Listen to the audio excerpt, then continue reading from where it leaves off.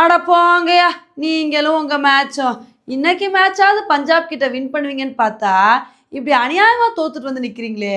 இப்படி வந்து சிஎஸ்கே பார்த்து சொல்கிற மாதிரி தான் இன்னைக்கு மேட்ச்சில் சிஎஸ்கேவோட பெர்ஃபார்மன்ஸ் வந்து இருந்துச்சுங்க.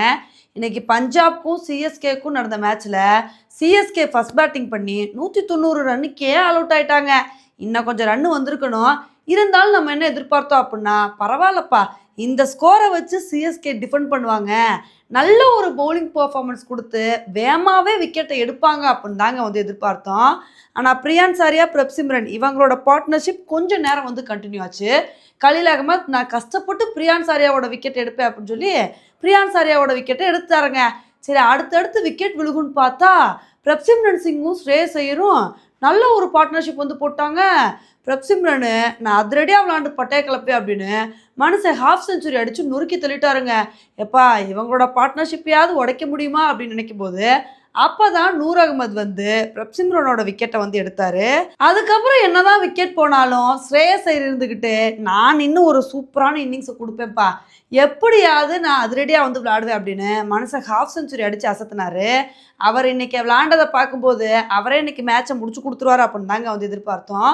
ஆனால் அவர் ஒரு கட்டத்தில் பத்திரனாவோட பாலில் வந்து அவுட் ஆகிட்டாருங்க. என்னதான் அவர் அவுட் ஆனாலும் பஞ்சாப் இந்த மேட்சை ரொம்ப கம்ஃபர்டபுளாக வின் பண்ணிட்டாங்க. உண்மையிலே இந்த மேட்சை சிஎஸ்கே தோற்றுருக்காங்கன்னா இதுக்கு காரணம் ஃபஸ்ட்டு அவங்க பேட்டிங்கில் சொதப்பினதாங்க. ஏன்னா சாம்கரன் விளாடுற வரைக்கும் நல்லா தான் சிஎஸ்கேவோட ஸ்கோர் வந்து இருந்துச்சு. 18வது ஓவர்லே 172 ரன் வந்து எடுத்துட்டாங்க. ஆனால் எப்போ சாம்கரன் அவுட் ஆனாரோ அதுக்கப்புறம் மடன்னு சொல்லி 5 விக்கெட் போயிடுச்சுங்க. சாம்கரன் அவுட் ஆனதுக்கப்புறம் சிஎஸ்கேனால வெறும் 18 ரன்னு தாங்க வந்து எடுக்க முடிஞ்சிச்சு. அதில் தெரிஞ்சு போச்சு இது எவ்வளோ கம்மியான ஸ்கோர்னு.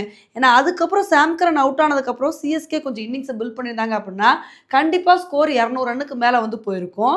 அந்த ஸ்கோரை வச்சு இன்றைக்கி சிஎஸ்கே ஈஸியாக டிஃபெண்ட் பண்ணியிருப்பாங்க. இன்றைக்கி சரி ஸ்கோர் தான் கம்மியாயிடுச்சு, பவுலிங்லேயாவது நல்ல ஒரு பர்ஃபார்மன்ஸ் கொடுப்பாங்கன்னு பார்த்தா ஒரு விக்கெட் எடுத்தாங்க. அதுக்கப்புறம் அவ்வளோ ஈஸியாக விக்கெட் எடுக்கவே முடியலை. பஞ்சாப்பை ஈஸியாக வந்து அடிக்க விட்டாங்க. இதனால தான் இந்த மேட்சை வந்து சிஎஸ்கே தோற்று போயிட்டாங்க. இப்போ இந்த மேட்சை சிஎஸ்கே வந்து தோற்றது மூலமாக அவங்க அஃபீஷியலாக இந்த டோர்னமெண்ட்டை விட்டு வெளியே போயிட்டாங்க அப்படின்னு தாங்க வந்து சொல்லணும்.